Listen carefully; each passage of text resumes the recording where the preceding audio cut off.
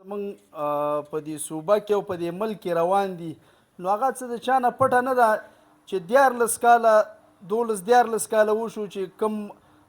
حکومت په موږ باندې مسلط شوی دی نو د هغې نه هر سړی ناامیده دی که تاسو په ترقیاتي دغه کې وګورئ ناکامه دي او که په هر لحاظ باندې تاسو وګورئ نو هغه ناکامه دي او نور هم بېعزته کوي ورځ ته ورځ هغوی موږ نور هم خرابوي او څه پیدا موږ ته نه میلاویږي عوامو ته څه سهولت نشته دی په لنډه وګورئ نه بجلي شته نه ګیس شته نه بل هسپتال کې موږ ته څه سهولت شته نه به د سړکونو شته نه د بل څه ترقیاتي کار شته بس صرف یو ناره ده چې د هغوی په دې کې مطلب دی چې 804 دی رها شي بل څه مطلب د هغوی نشته د هغوی زما او ستا او د زموږ د ماشومانو او زموږ د سپینګیرو د مستقبل لپاره سوچ نه کوي د هغې دپاره چې کوم سوچ کوي زموږ صرف ملي رهبر جناب آفتاب احمد خان شیرپاو صاحب چې هغه کارونه د چا نه پټ دي نه دغه دي چې هغه څومره کارونه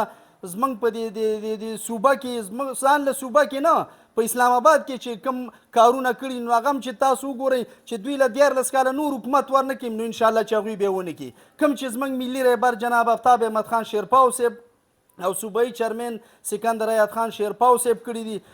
نو ملګرو لږ شان همت به کول غواړي ګینې تاسو وګورئ الحمدلله زموږ په ټول ځایونو کې شمولیتي پروګرامونه روان دي دا زموږ انشاءالله چې د کامیابۍ یو نښه ده چې د هغوی د حکومت سره هغوی تاسو ما ته وخیستئ چې د هغوی یو شمولیت په تاسو په دې 6 میاشتو کې لیدلی دی او الحمدلله زموږ چې کوم شمولیتي پروګرامونه روان دي نو د دې نه تاسو اندازه وکړئ چې انشاءالله چې راروان دور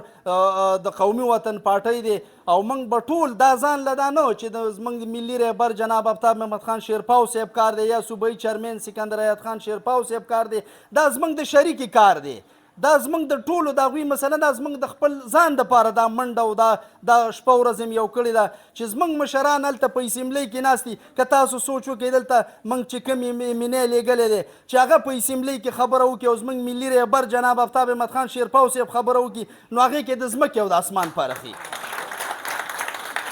نو ما تاسو ته دا خواست دی چې ټول راپاڅئ دا ځان له د یو کس کار نه دی نه دا د صدر کار دی نه د سیکرټري کار دی نه د سکندر خان کار دی دا زموږ د شریکي کار دی موږ یې ټول په ځان داسې فرض وګڼو چې هر یو سړی ووایي چې دا زما پارټي ده او دا زه سکندر خان یم او زه آفتاب خان هم یم چې موږ په شریکه باندې ټول دا کار د خلکو ته دا دعوت ورکو چې راځئ د دغې نه څه نه جوړېږي صرف د تبدیلۍ په نوم باندې موږ دا 14 کاله دوکه شو او هغوی له موټونه ورکړه او موږ ته څه یو طریقیتي کار هم موږ ته نه راځي نو زه درته دا سوال کوم دا کوم ملګري چې موږ سره شامل شو یقین وکړه چې زه بله ورځ دومره خوشحاله دومره ښایسته پاک مشران چې موږ سره داسې کسان چې موږ سره په پارټۍ کې نو الحمدلله چې موږ به یو ټیم کې هم د ناکامه کیږو زه د ځوانانو ته یم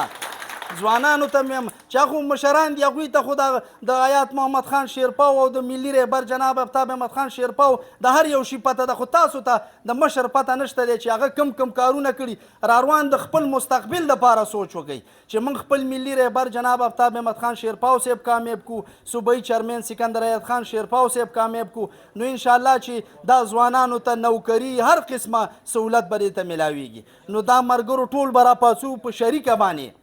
هوار یو کور له به جرګه ورځو کوم چې دا زاړه ملګري زموږ او ناست دي دا به راپاڅو چې راپاڅئ دا خو زموږ کار دی دا به په شریکه باندې کوو نو د دې دپاره زه درته سوال هم کوم منت هم کوم